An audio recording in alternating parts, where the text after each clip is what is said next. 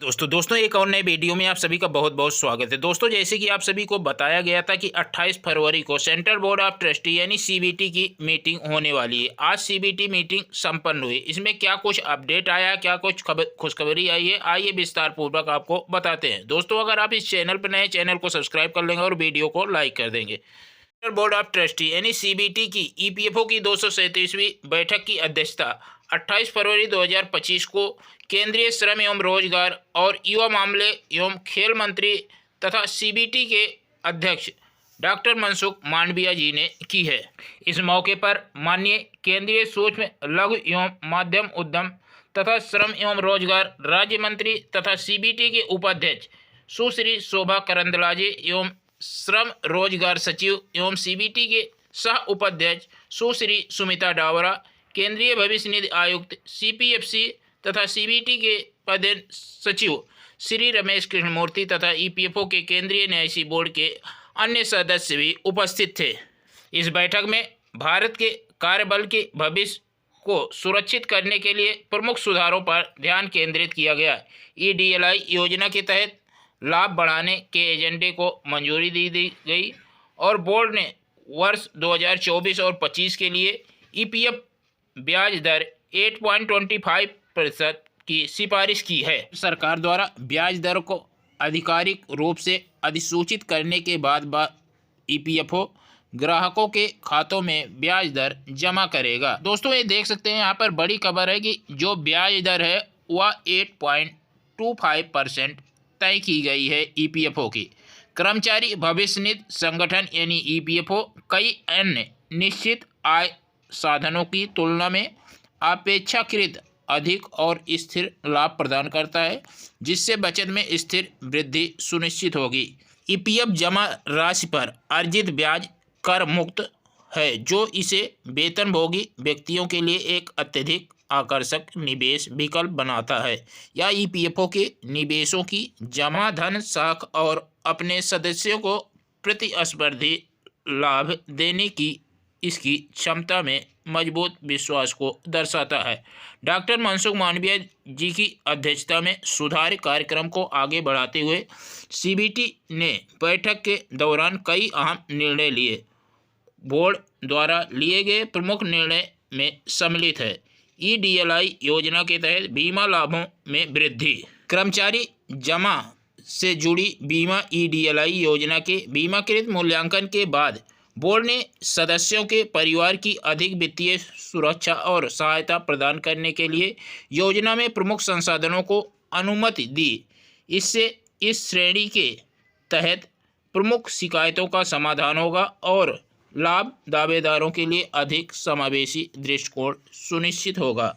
संशोधित योजना के अंतर्गत प्रमुख वृद्धि निम्नलिखित होगी। नंबर 1 है सेवा के 1 वर्ष के भीतर मृत्यु होने पर न्यूनतम लाभ की शुरुआत।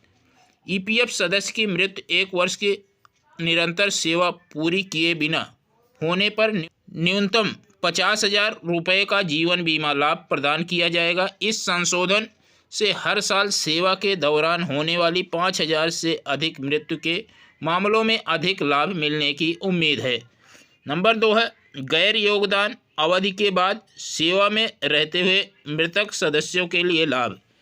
पहले ऐसे मामलों में ईडीएलआई लाभ से इनकार किया जाता था क्योंकि इन्हें सेवा से बाहर मृत्यु माना जाता था। अब यदि किसी सदस्य का अपने अंतिम अंशदान प्राप्त करने के 6 महीने के भीतर निधन होने पर ईडीएलआई लाभ स्वीकार होगा, बशर्ते सदस्य का नाम रोल से हटाया न गया हो।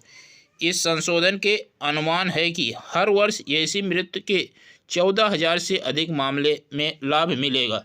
सेवा निरंतर पर विचार। नंबर 3 है सेवा निरंतर पर विचार।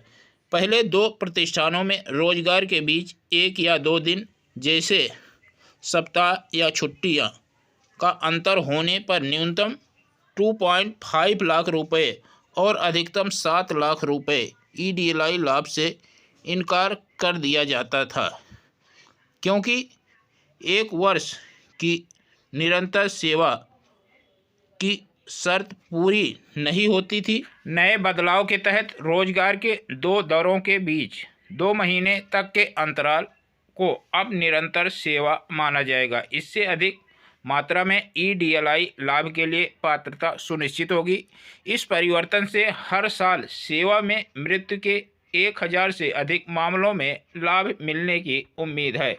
इस संशोधन के परिणाम स्वरूप हर साल सेवा के दौरान मृत्यु के 20,000 से अधिक मामलों में ईडीएलआई के तहत अधिक लाभ मिलने का अनुमान है।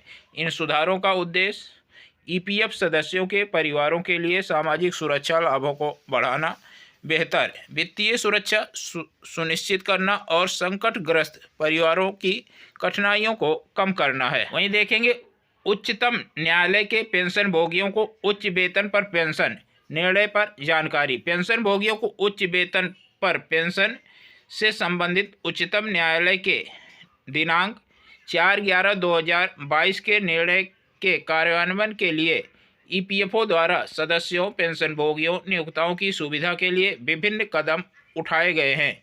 केंद्रीय न्यायिक बोर्ड को जानकारी दी गई कि ईपीएफओ का एक मिशन मोड पर काम कर रहा है और 72% आवेदनों पर कार्रवाई की जा चुकी है। केंद्रीकृत पेंशन भुगतान प्रणाली में प्रदर्शन। कर्मचारी भविष्य निधि संगठन ने जनवरी 2025 से पहले क्षेत्रीय कार्यालय में केंद्रीकृत पेंशन भुगतान प्रणाली को सफलतापूर्वक लागू किया है।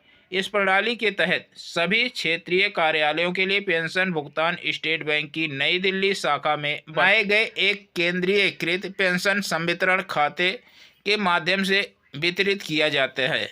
इससे पेंशन भोगियों की शिकायतों में काफ़ी कमी आएगी, जिन्हें पहले अपने मामले के विवरण को एक क्षेत्रीय कार्यालय से दूसरे क्षेत्रीय कार्यालय में स्थानांतरित करने के लिए लंबे समय तक प्रतीक्षा करनी होती थी। जनवरी 2025 के दौरान सीपीपीएस के माध्यम से 69.35 लाख पेंशन भोगियों को 1710 करोड़ रुपए की पेंशन वितरित की गई। नुकसान और तर्कसंगत बनाना और मुकदमेबाजी को कम करना। मुकदमेबाजी के प्रमुख कारणों में से एक पीएफ बकाया के विलंबित प्रेषण के लिए हर्जाना लगाने के मामले हैं।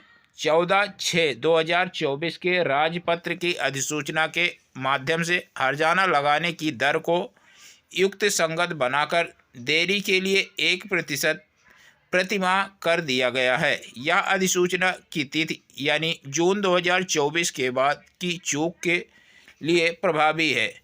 इस अवधि से पहली हुई चूक के संबंध में लागू हर्जाने की दर तो महीने की देरी के लिए 5% से लेकर 6 महीने से अधिक की देरी के लिए 25% तक है। इस स्थिति को कम करने और मुकदमेबाजी को कम करने और नियंत्रित करने के उद्देश्य से एक वैधानिक प्रणाली शुरू करने पर चर्चा की गई है, जिसमें देरी के लिए 1% प्रति माह की दर से हर्जाना जमा करने पर मामलों में स्वतः कमी आएगी। ईपीएफओ के वार्षिक बजट को अनुमति। बोर्ड ने ईपीएफओ और इसके द्वारा प्रशासित योजनाओं के लिए वर्ष 2024 और 25 के संशोधित अनुमान और वर्ष 2025 और 26 के बजट के अनुमान को भी अनुमति प्रदान की है। केंद्रीय न्यायिक बोर्ड यानी सीबीटी की इस बैठक में नियोक्ताओं और कर्मचारियों के प्रतिनिधि और केंद्र सरकार एवं ईपीएफओ के अन्य वरिष्ठ अधिकारी भी उपस्थित रहे। दोस्तों, जैसा कि आप तस्वीरों में देख सकते हैं, तो दोस्तों आपको बता दें कि इस सीबीटी मीटिंग में हायर पेंशन को लेकर के चर्चा की गई, ईडीएलआई स्कीम को लेकर के चर्चा की गई, कुछ बदलाव भी किए गए, उस पर भी चर्चा की गई और ईपीएफओ की ब्याज दर 8.25% तय की गई।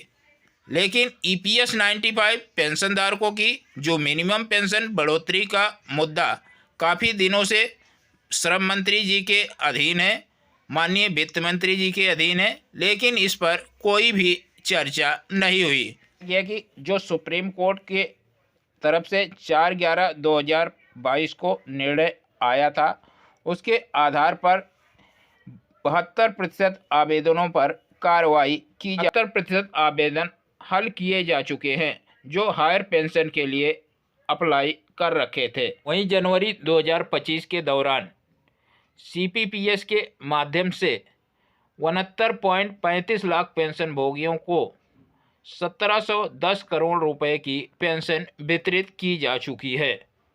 तो दोस्तों आप देख सकते हैं कि यहाँ पे हायर पेंशन के मामले में जो कार्रवाई की गई उस पर चर्चा हुई, लेकिन जो EPS 95 पेंशन धारकों की मिनिमम पेंशन बढ़ोतरी 7,500 प्लस DA की मांग है, उस पर कोई भी चर्चा नहीं की गई, ना ही कोई फैसला लिया गया। दोस्तों ये थी CBT मीटिंग से आई लेटेस्ट खबर।